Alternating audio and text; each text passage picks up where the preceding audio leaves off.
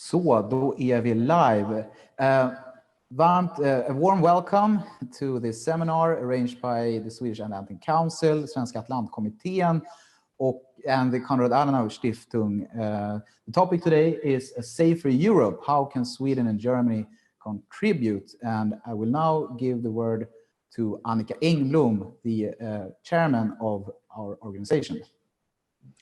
Thank you for that, Erik, and good evening to everybody, and we will welcome again to this seminar about the already strong relations between Sweden and Germany on many aspects, but also security and foreign policy-wise. A short word about the Swedish Atlantic Council, which I preside. It's a non-governmental association with its purpose to contribute to a broad discussion on Swedish security policy. Sweden as a EU member and close relation to NATO, and of course the need for a stronger transatlantic link. This seminar is, as Erik said, arranged together with the Konrad-Adenauer-Stiftung, and with this short introduction, I leave the word to you, Mrs. Gabriele Baumann. Please. Thank you, Erik. Thank you, Annicka, and let me welcome you on behalf of Konrad-Adenauer-Stiftung in Stockholm. The question for today's discussion is what Germany and Sweden can contribute to increase security in Northern Europe and generally in Europe. There have been many talks about that Europe has to do more for its own security and defense, even if most European states also want a strong US commitment ahead. Like an example, countries like France emphasize greater European autonomy and independence. Germany calls for a stronger European pillar within NATO and for a strategic compass. Even the idea of a European Security Council has been discussed during the German EU chairmanship now, to improve the EU's ability to become a forceful security and foreign policy player, and also to keep the United Kingdom involved in European security policy. We as Konrad-Adenauer-Stiftung in Stockholm have had several discussions this year about the question of European leadership and also about security challenges, specifically in the Arctic region. Germany and Sweden share the same views on many central issues. Defense cooperation has been deepened during the last years. So we are happy to provide today, together with Svenska Atlantkommittén, the platform to exchange strategical thoughts between our two countries. And I think it's very important and very timely now to do it and to strengthen the debate. And therefore, I would like to thank Ms. Bergendal and Mr. Staigis for giving the input into the debate. And I forward back to you, Erik, again. Thank you. Thank you, Frau Baumann. I will try to speak only in English now. It is my great honor to introduce Kristina Bergendal. She's a senior advisor with the Swedish Armed Forces HQ at the Policy and Plans Department, and Mr. Armin Staigis, retired Brigadier General with over 40 years of experience in the German Armed Forces. I leave the floor to you, Mr. Staigis. Thank you very much, Erik, and thank everyone who invited me here for tonight, and my best greetings to Stockholm here from the southwestern part of Germany to all of you over there.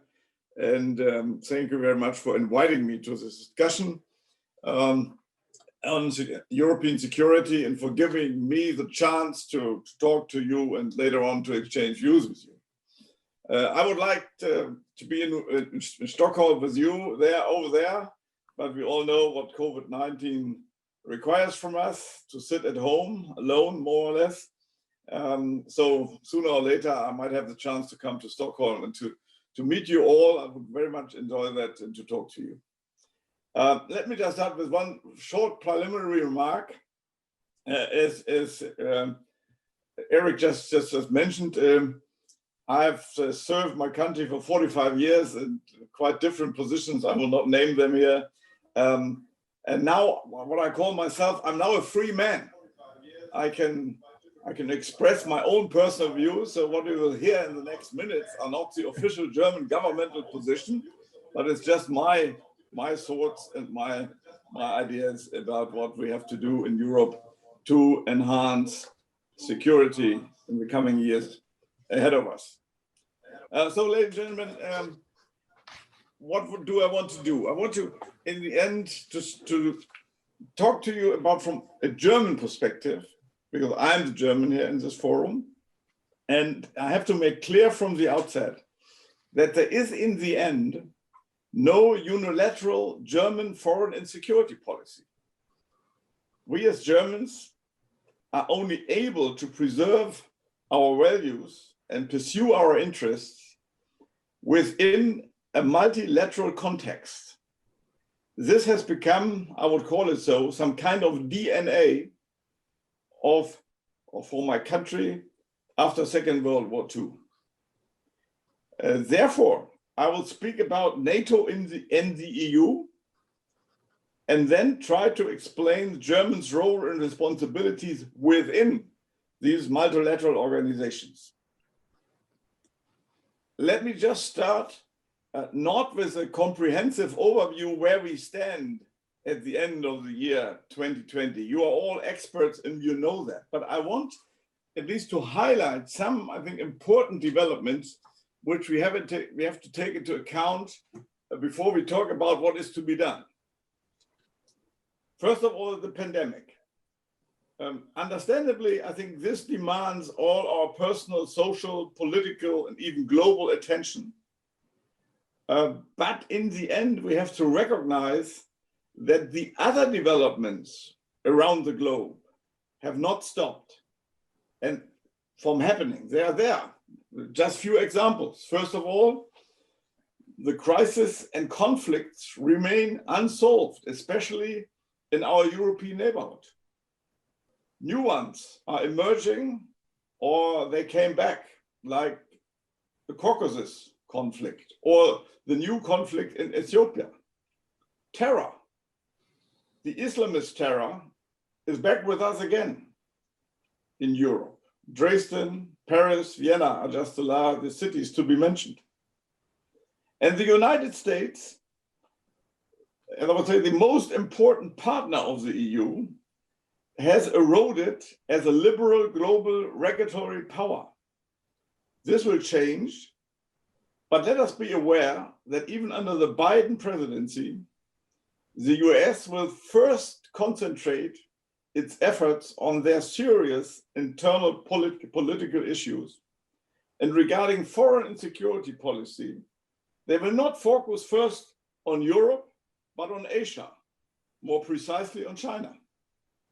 Sure, the Americans' tone and interaction will become civilized again, and partners and international organizations will regain their important role.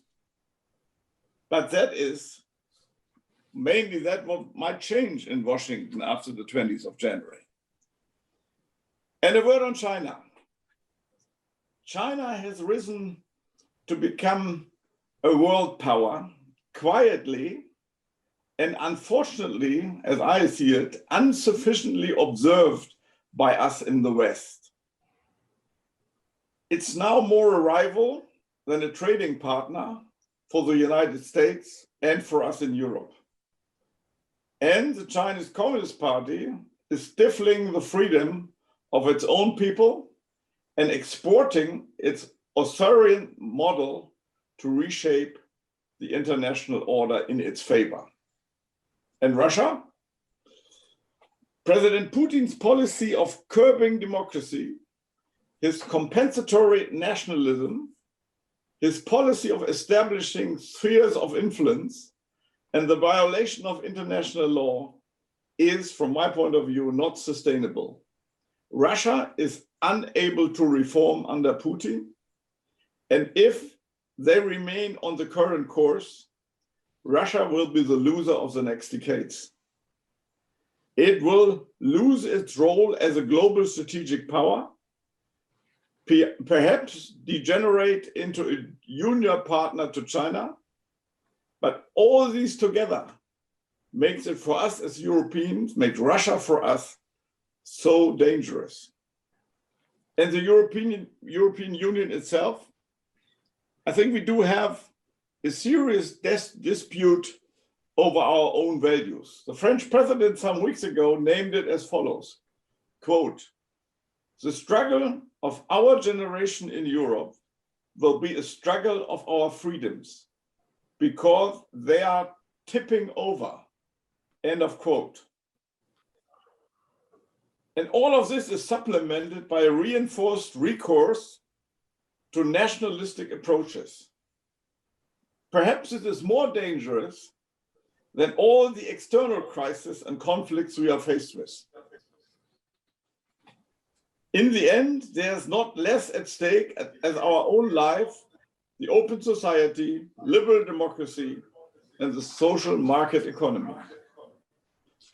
In concluding this part, I think the world is different than it was in the 90s of the last century and at the beginning of this new century.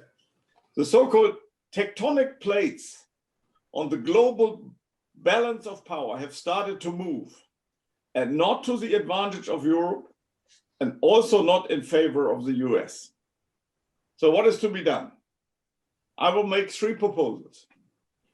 First, the European Union must finally develop into an actor on global scale in order to gain relevance to peace, security, reconstruction, and prosperity in and for Europe. This requires a paradigm shift. The EU was created as an internal peacemaker after the Second World War. It saw itself as a common market, as an economic actor. But now there is a requirement to become a global political actor. And to put it even more clearly, the European business model consisted of the European economic progress on one hand, based on an American security guarantee on the second hand. However, the fundamentals of these models have been put in question in recent years, and they will not come back. It's over. Our European political approach must therefore change. Europe will not be able to assert itself in this newly emerging world as a group of nation states that laboriously pulls together on each and every case. Too often it fails even to do this. We just see some examples tonight, unfortunately, in Brussels. Europe can only stand up for its values and represent its interests together, integrated and interconnected. And this should not first and foremost, not lead to a lengthy ideological debate about European sovereignty and European autonomy, but to concrete, pragmatic steps resulting in a European contribution to rewrite the rules of a newly emerging world order and to find and implement its own solutions in crisis and conflicts. We need a common understanding of the risks and threats we are faced with, as well as an agreement on suitable forms of prevention and response. In the end, these are the questions on how Europe protects itself and, if necessary, defends itself. These questions are to be answered. Gabriele mentioned the strategic compass. This is just, for me, a starting point initiated by the German EU presidency, but it is not more than a starting point. It's just the beginning. I think this approach, which I outlined, is only achievable and implementable if some European member states are willing to move forward in a process open to all and sets a course. Some kind of core Europe or Europe of different speeds is required. Germany and France bear the prime responsibility for that. along with other EU states that are willing to proceed. Question mark, for instance, Sweden. My country, Germany, must finally arrive at a culture of responsibility, even when it comes to applying hard power. That is and will remain difficult for my nation after the traumas of the last century. Germans never wanted to become capable of global politics again, and they have to relearn strategic thinking. So far, my first point. Now my second one. And I start off with the first one again. What I just outlined is neither a call to tear down the transatlantic bridge nor to call NATO into question. This cannot and must not become European policy. Just the opposite. We as Europeans need to be clear about the fact that currently 75% of our capabilities, military capabilities within NATO, are provided by the US. Europeans are still dependent on the US regarding their own security.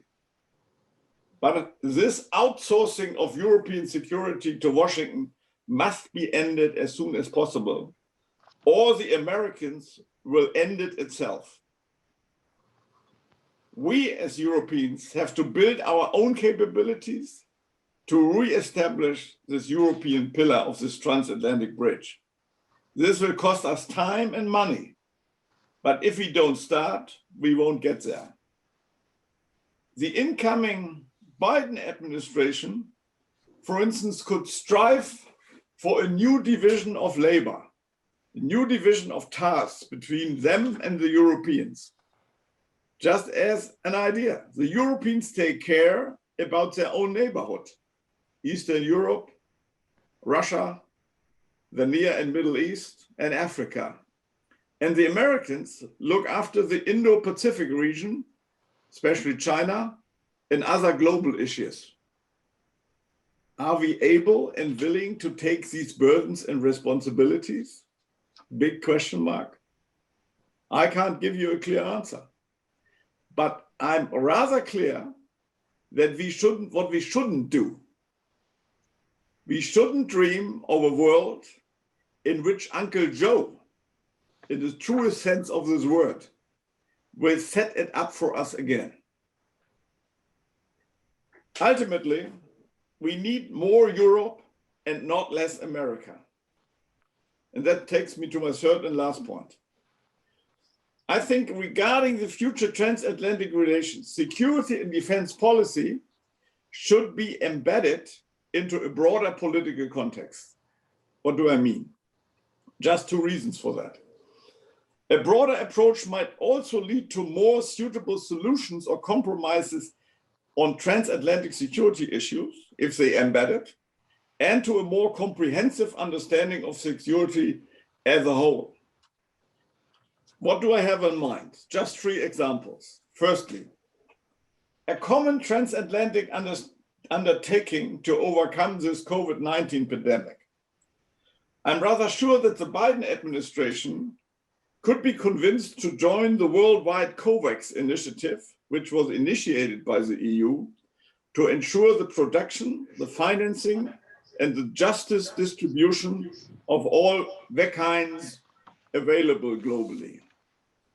Secondly, to develop a common transatlantic economic and trade policy to strive for an early recovery from these negative consequences of this pandemic within our states, but also in less developed countries. Here, the EU and the US and Canada should act fast and proactively, for instance, in Africa, and not leave this to the Chinese. And the third and last point, Europeans and Americans must find a new common approach to address the climate change. It's our common task to preserve the livelihoods on this earth for us and the generations to come. And as an initial step, we as Europeans must support the re-entry of the United States to the Paris Agreement. Such successful endeavors could then pave the way for common approaches in the field of security and defense, Also, for instance, in the field of arms control and disarmament initiatives, which then brought forward from Washington and Brussels together. A final remark, there is now the opportunity on both sides of the Atlantic to put an end to national egotisms, and for us Europeans to put an end to a policy not getting involved in the deceptive hope that someone else will fix it for us. This is now on our opportunity on both sides of the Atlantic, and we should try to seize it together. Thank you very much for your attention, and I'm willing to answer your questions within the discussions. Thank you very much. Thank you, Mr. Staigis. We will get back to you in just a moment, but before that, I leave the floor to Ms. Bergendal, please. Thank you so much, and thank you very much for inviting me to this interesting discussion. Also, both Konrad-Adenauer-Stiftung and the Atlantic Council.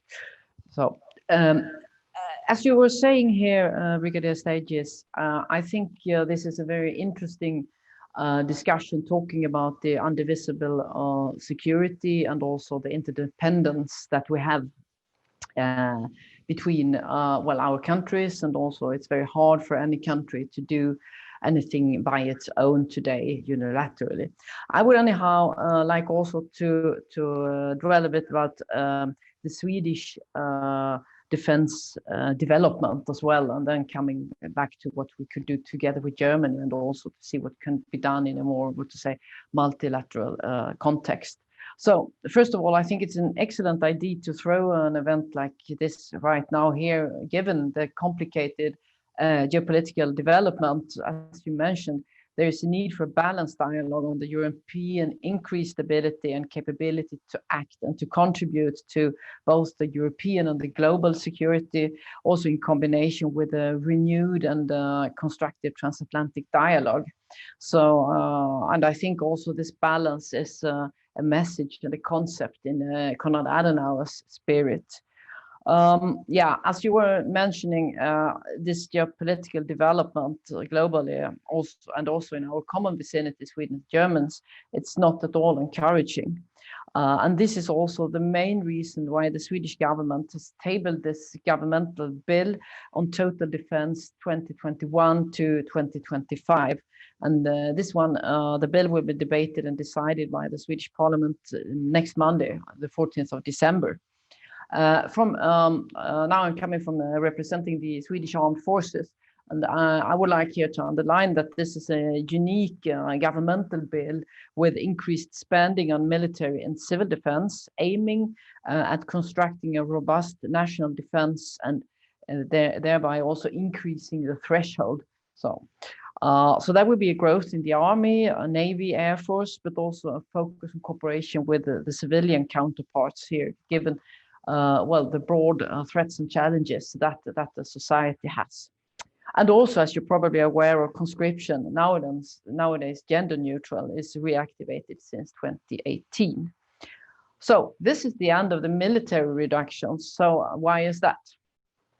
Yeah, mainly I would say because of the negative development in the security environment, especially the Russian behavior, both in our geographical vicinity and also further away. I mean, you were mentioning a lot of what's happening. Let me just give you, well, the examples, and I think also in a chronological way. Georgia, 2008, Crimea, 2014, Syria, the year after, you had Skripal in 2018 and Navalny in 2020. But also you were mentioning what's happening in Africa, and I think this is also what we have seen, the Russian military support to, for example, the Central African Republic, where well, EU has a broad engagement with the EU team, the training missions included. So I mean, this is a broad range of things that the Russians are doing, and this Russian open disrespect of the indivisible security and the democratic values. I mean, this is unfortunately continuing, just as you were mentioning, and we states respecting democratic values, human rights, freedoms, we need to take and to continue to take action against this behavior. I mean, there's a broad range of things that should be done. And I would also here, when I'm sitting here in Konrad-Adenauer-Stiftung, also like to commend the Bundeskanzlerin Merkel for her leading role in crafting the EU sanctions against Russia. Because I think this is also, when we're really talking about economic sanctions, that's a very efficient, broad tool. And we come back to the broader security policy toolbox that we have. Another reason for strengthening the Swedish military threshold is because Sweden is, and we should continue to be, a solidaric partner. If we're talking about Sweden and Germany, we have shared security concerns, both here in our common vicinity in the Arctic Baltic areas, but also more far away. If we're looking into our own geographical vicinity, and one example in the Baltic Sea area is the German EFP and has forward present contribution. And I think it was also lead as a framework nation in Lithuania.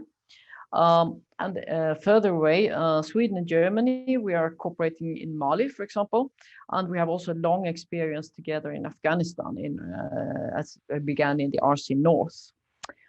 Closer to home, our two countries have a long tradition of joint and combined exercises and practical cooperation. But I'm well aware of that both Bundeswehr and the Swedish Armed Forces, we have several different commitments in many cooperation programs. So therefore, we need to find areas of cooperation which generate synergies for both parties. And this goes for practical and more policy-oriented issues. But I mean, this is really, we shouldn't just cooperate to cooperate, because this is important that we get the synergies out there. All in all, it's very promising that we have this letter of intent signed on the political level from 2017 on defense cooperation. And this letter of intent gives us opportunities to cooperate both on a more and more hands-on. And as you were saying, we shouldn't underestimate the possibility to cooperate and take common initiatives in multilateral organizations.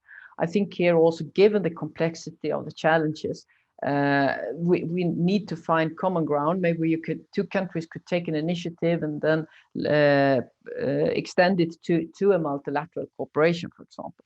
So when thinking of the European Union, United Nations, OSCE, and also other constellations. And as you know, Sweden is taking up the OSCE chairperson in office next year. And I also note that Helga Schmitz, in some weeks, she's the new Secretary General of the OSCE. Now, we all know that this is a quite tricky multilateral organization, given the realpolitik facts. But anyhow, there's also an arena of cooperation between Sweden and Germany, both on a more conceptual OSCE level, but also between our two countries. So you're expressing this and describing very well this unpredictable and fluid security environment we're living in. And also, given today's and tomorrow's challenges, which are often transversal and non-linear. We're talking about the gray zone sometimes as well. What's in between, we're somewhere in between peace and war. So this is maybe where we are already to a certain extent. So I believe cooperation will be even more efficient and will find more synergies if we take up the broader security policy toolbox in consideration.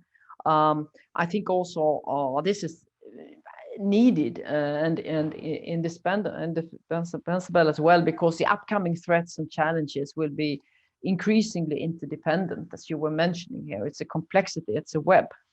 So, I mean, our solid tradition of Swedish-German cooperations, we have that in so many areas. So if we just, except for what we're talking about security and defense policy related issues, I mean, the close economic and trade relations. I mean, Germany is Sweden's most important trade partner, I think. We have a free trade view on that, as human rights, climate change, as I mentioned. And you shouldn't underestimate the people-to-people contacts as well. And this all this gives us a robust foundation to further develop our joint contribution to our broader security. So I think also working together bilaterally and also in multilateral forums, this will also contribute to increased European ability to act and to strengthen transatlantic cooperation, because they are mutually reinforcing each other as well. And I think, as you also mentioned, this is really needed in this complex and rapidly changing security environment that is challenged in so many dimensions. So thank you. Thank you very much, Kristina Bergendal. I have a couple of questions for you, but I will now open up the floor. And if you're wandering into my cell phone, it's because I can see the questions that you are asking to the participants here. So it's not because I'm not interested in what you have to say, obviously. I will open up the floor, as I earlier said, and we will start with a question from the audience. Yesterday, the Swedish Democratic Party chose to support a future Swedish so-called NATO option. This now means that there is a majority in the Swedish parliament for a Swedish NATO option. What is a Swedish NATO option, and what does such an option mean for Sweden and Europe's security going forward? Perhaps this question is something for you, Kristina, and then for Staigis to answer to. I think I pass that question to the political level, because this is policy. I'm with the armed forces, so I'm not doing any policy. So I pass on that one. Yes. Have you heard any news on the NATO option, Mr. Staigis? Could you just repeat the question? It was a little bit difficult to. Yes, well, basically, yesterday, one of the parties in Sweden, the Swedish Democrats, said that they are for the NATO option. They are not for a NATO membership. They are for that we have an option to apply in a time of crisis. So there's interpreted as a step forward for a possible future NATO membership. If you care to comment on that. Yeah, I'm just arguing here from a German position, so I have to be very careful not to get into an internal Swedish debate. But from my perspective, I think there is not the need tomorrow morning for the Swedes to become a full NATO member. I think this might even, you can assess that better than me, an impossible option for at least for the years to come. However, that doesn't exclude, and I think Swedish or the Swedish government clarified that quite clearly during the last decades, that a very close cooperation and a very close engagement with the NATO was part of the Swedish, has been part of the Swedish policy. Your contributions to Afghanistan, your contributions to the Balkans, just as two examples in regard to NATO. Not talking about the EU, because you're a full member of the EU. That makes things easier. And you are, for instance, you call it, I think, host nation support arrangement, even for NATO forces on your territory, if there is a requirement in regard to exercises, but also to crisis response operations, is a clear signal where you stand and what you do together with Finland, for instance. So I would say what is more important in regard to what we do in Europe and within the hopefully newly established transatlantic bridge, is that we talk about clearly, openly, but in the end with the result, what are we faced with? What are the risks and threats which we do see? And that is not just related to the military. The military is only part of that. I think we have to be a little bit or come to a new thinking in regard to security. The Russians, just to make an example, might not invade a country, whatever this country might be, with tanks at the first place. This invasion will take place in a quite different approach, where we, as you rightly said, have the first problem to distinguish between peace, crisis, and war. Yeah. And we have to think about what kind of preventive and response options we do have within NATO and within the EU, but with common approaches. And I think this intellectual debate as a basis for what we then in the end might call strategy has to take place in the next years with pragmatic results at the end. Otherwise, we are just doing a little bit here and a little bit there. We try to do the right things in that conflict and in this conflict. What I miss is this conceptual debate about security means to us as members of the EU as well as members of NATO in the coming years, and to find answers to that far beyond the military. Military will play a part, but far beyond the military. And I hope that the strategic compass on one hand and the proposed debate by the reflection group within NATO on rewriting or new writing of the strategic concept of NATO is just the starting point for such a process.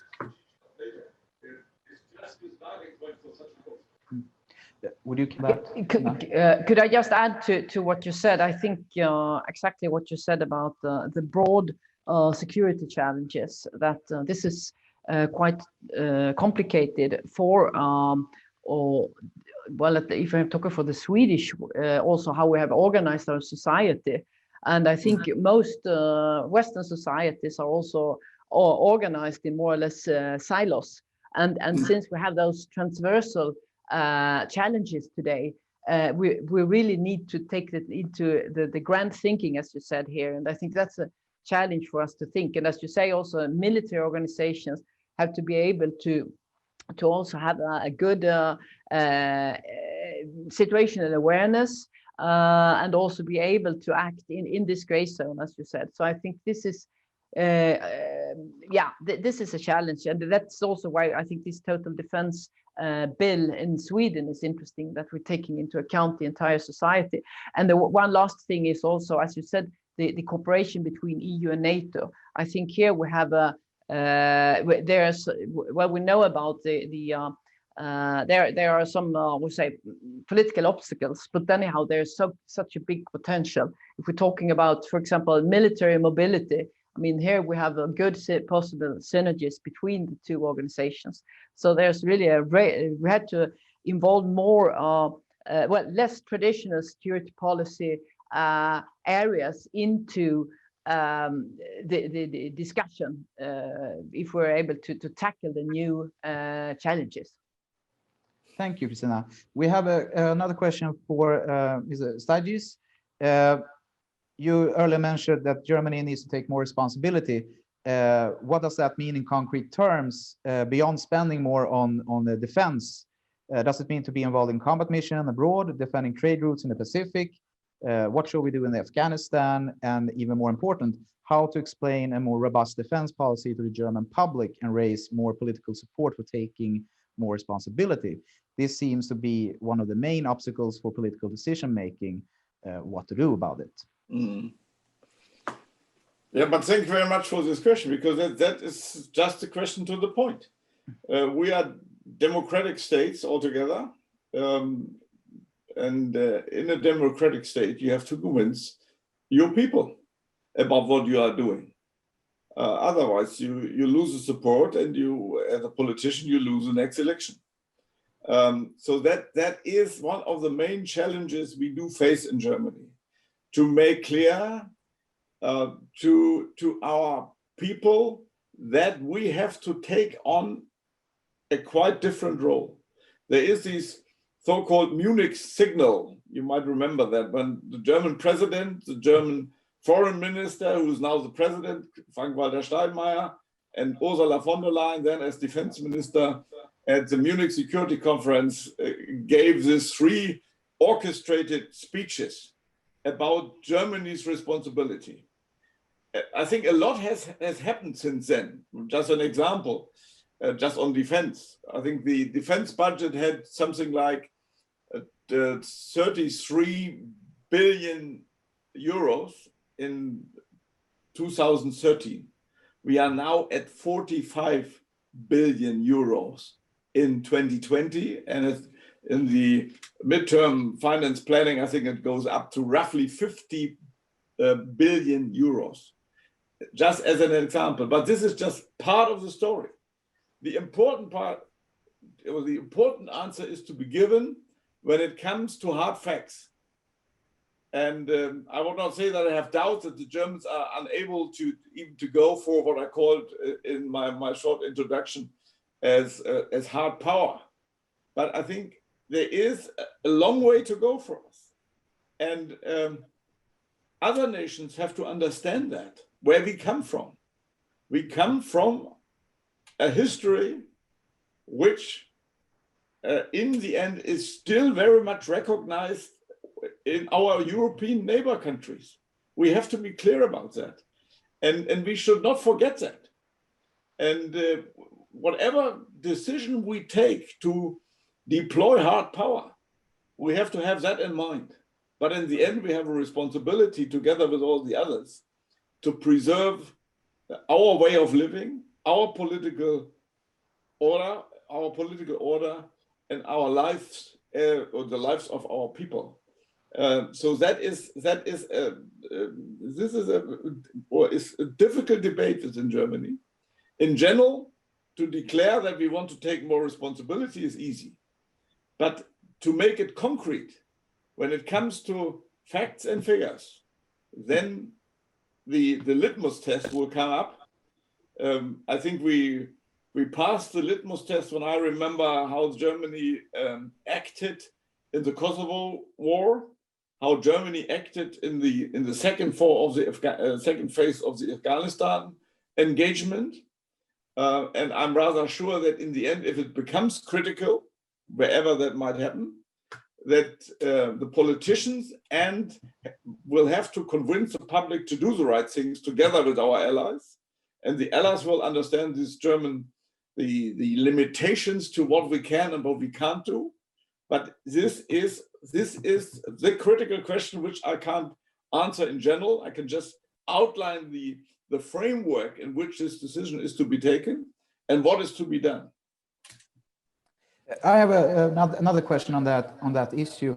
Given the geopolitical situation, and let's say that the world will become even more dangerous, will Germany actually have a choice? Even though Germany wants responsibility, it will actually de facto be forced to take more responsibility? Or what do you see? What do you think about that scenario? If I got your answer correctly here, in the end, what do the other nations in Europe, or what does Washington expect from us? They expect from us that we, as the largest country in Europe, as the economic or the country with economic power, has to take on also the political and the military responsibilities. And that is known even by the politicians within my country. But in the end, nobody wants to give you an answer by saying, here we will do that and here we will do that. But in the end, if it comes to a critical situation, I think the Germans will do what is required. Just to give one example, you might remember that a few months ago,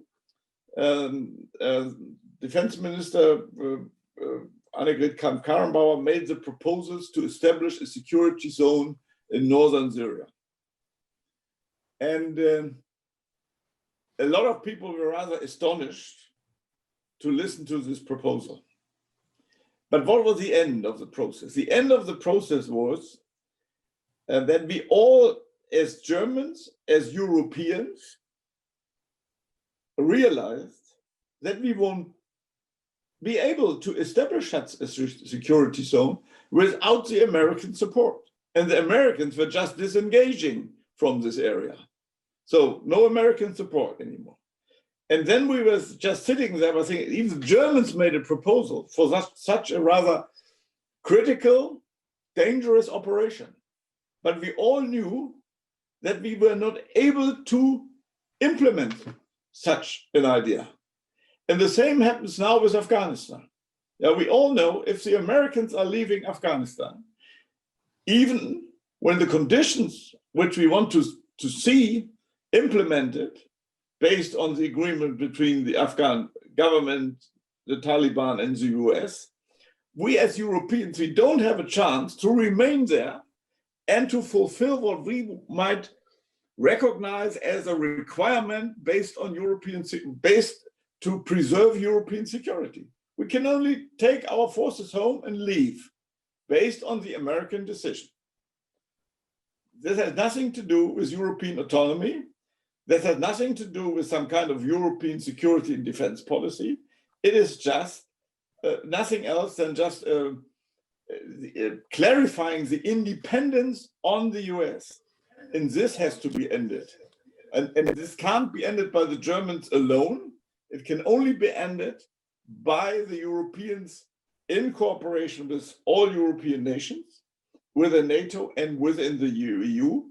And for that process, I think the Germans have to take on the responsibilities by, in the end, leading this process, not alone, but together with other Europeans which are willing to take a leading role in this process as well.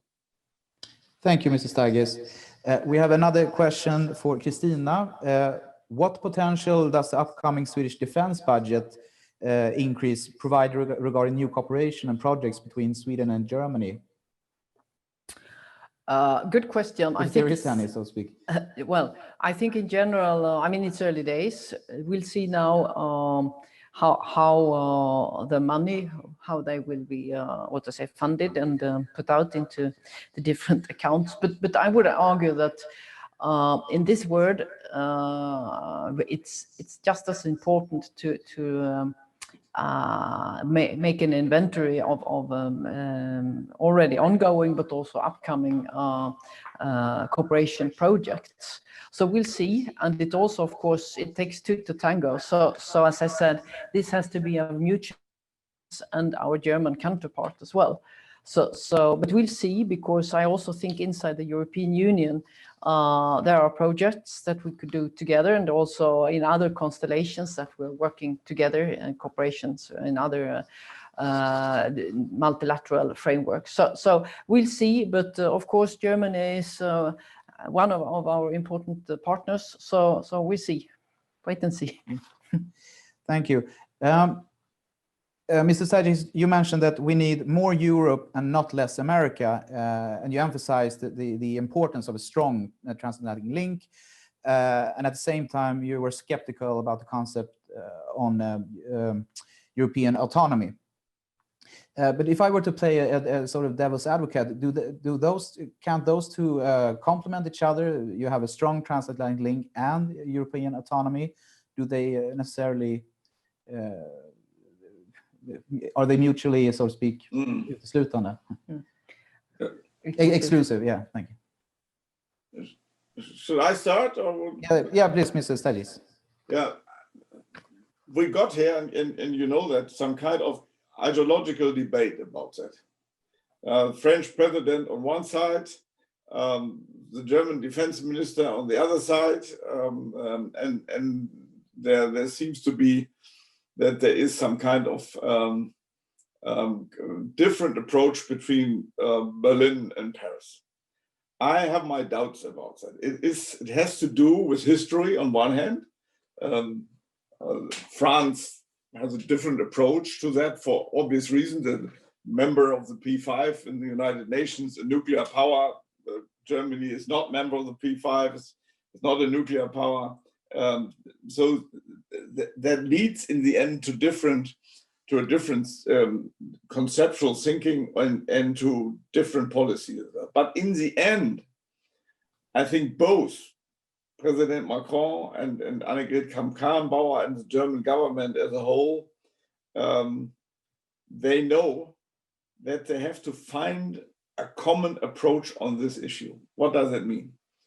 I think at the moment in the coming, let's say, 10 to 15 years, we will remain dependent on the US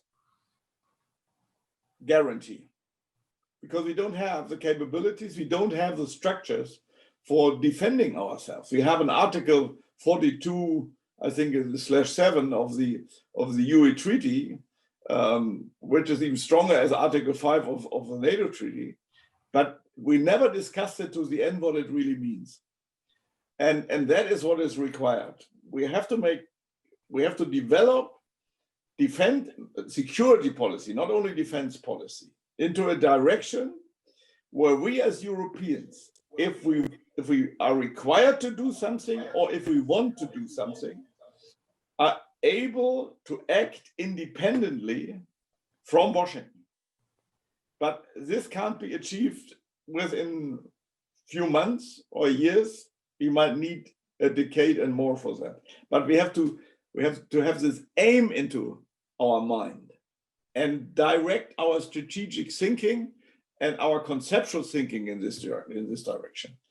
And on the other hand, wherever that is possible, we have to ensure that this transatlantic bridge remains intact. And that is not going for one way or the other. You can do that in parallel if you do have a common understanding in general terms on security issues on this globe between Washington and Brussels and the European capitals. But if there is a difference, then the Europeans must be able to act on their own.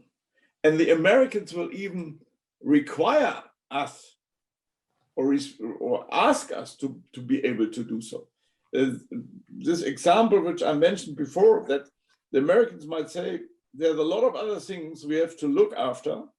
You as Europeans care about your Eastern partners or opponents, care about stability within the Middle East, and care about Africa.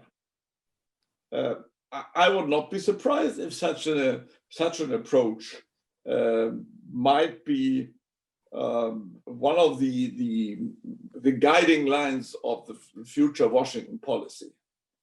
And they will then say, you don't need a frigate in the South China Sea. We will take care, but make sure that the European waters, the literal waters about Europe, are in your own hands, and you can control them, and you can make sure that your security in this regard is preserved. Just as an example, and if we go along these lines, this alone requires from us a lot of work, a lot of cooperation, and that can't be done between Sweden and Germany in a bilateral approach. That might help, but I think in the end we need some kind of understanding. What do we need in Europe? Last remark, because not to be too long with my answer. Think about that. We spend roughly 300 billion euro on defense in Europe. Roughly 300 billion, without the Brits, by the way. For 1.5 million military men. And compare that with the Americans, and then compare the output. It is a pity what we are doing. It's a pity. We have to put our efforts together. We might not need so much additional money. We might just, in the end, come to a concept where we decide about, and the question about European army comes into our minds, where we decide what we really want to do, what kind of capabilities we need, and who is providing the capabilities, and we rely on each other. If somebody doesn't have the capabilities for certain operations. But having, I don't know how many navies, having so many defense academies, having different types of armored fighting vehicles and whatsoever, I can end this list, I don't know where, will not help us to put our act together. We will have time for one more question. It goes to both Kristina and Mr. Staigis. Does Nordic defense cooperation contribute to better overall European security? And if it does, in what way does this Nordic cooperation strengthen Europe's security overall? Should I start? Yes, please. Thank you. I would just say yes, it does. I shouldn't. Now I'm not a military person, so I'm not an officer, so I shouldn't go into the details.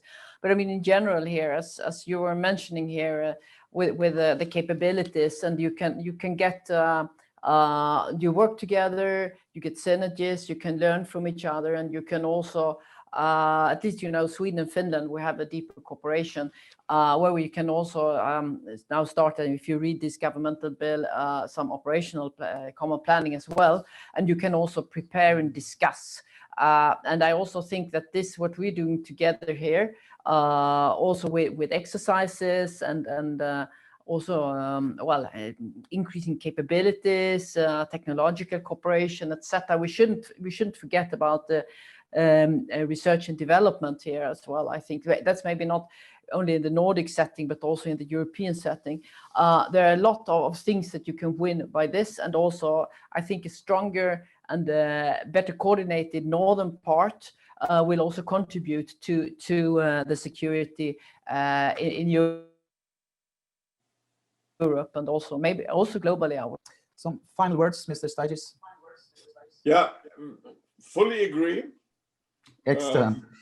Without any problem, but it is an island. As the Dutch-German cooperation is an island, as the German-French cooperation to a certain extent is an island. I think what we have to do is to put these islands together into an overall concept. In the end, then spend the money comprehensively and cooperatively on the right things. That is I think the challenge we are facing. We don't have a solution to that, but we need the solution urgently, I would say. And the second thing, which I would just at the end, if you allow me, put in thought to, is what you called, I think, Mrs. Bergendal, the silos. We are working too much within these silos. And if we are not opening our minds on what security really means in this 21st century, I think we could end up in a very difficult situation.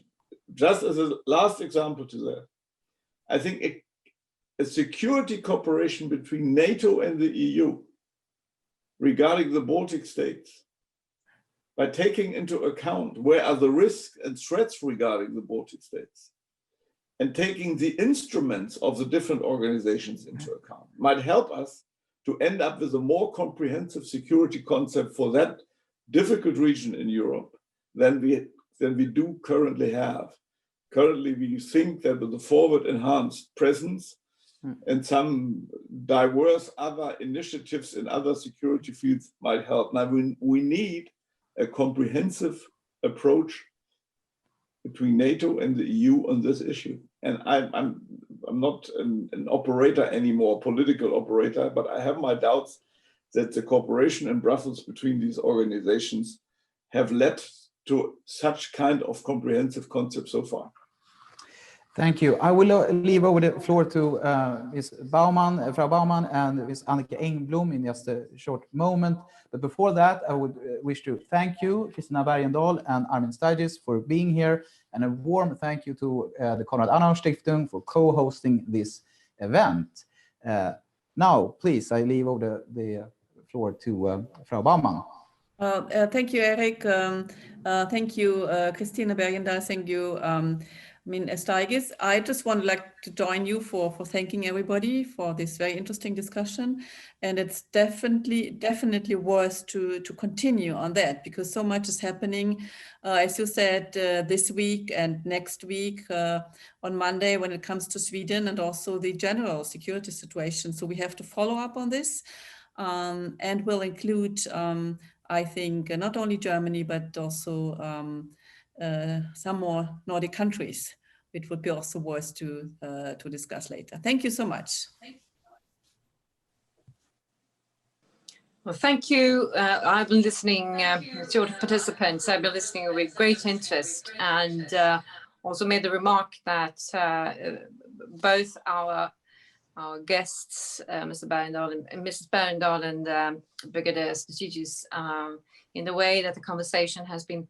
That is also coincides with the meeting the NATO foreign ministers had at the beginning of the month, and which also speaks of these islands. We also have the Visegrad countries, we have Turkey, and putting together such a complex security policy strategy and our casting future strategies together is complex, but is very much needed.